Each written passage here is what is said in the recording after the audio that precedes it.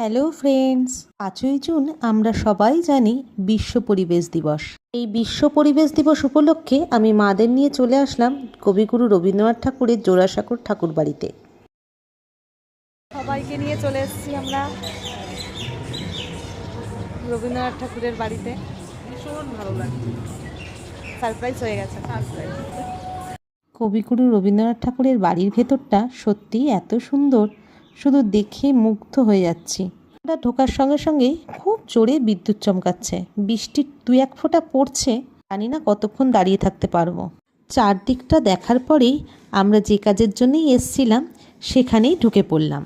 প্রাক্তনী সংগঠনের তরফ থেকে উদয়শঙ্কর হলে একটা সুন্দর নৃত্যের অনুষ্ঠান আয়োজন করা হয়েছিল। এখানে দেশ বিদেশ থেকে বিভিন্ন ধরনের নৃত্যশিল্পীরা এসেছিলেন নৃত্য প্রদর্শনের জন্য।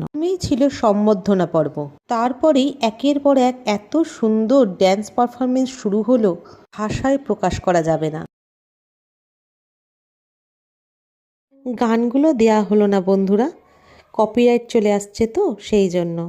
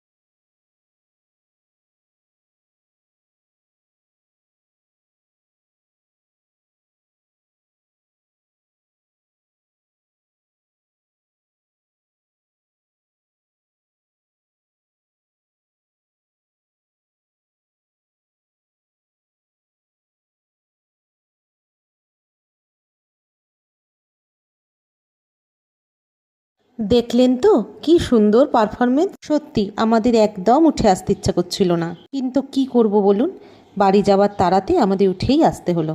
তাহলে ব্লগটা এখানেই শেষ করছি। সবাই খুব ভালো থাকবেন, সুস্থ থাকবেন। নতুন বন্ধুরা যারা আমাকে এখনও সাবস্ক্রাইব করনি তারা অবশ্যই চটজলদি সাবস্ক্রাইব করে ফেলো।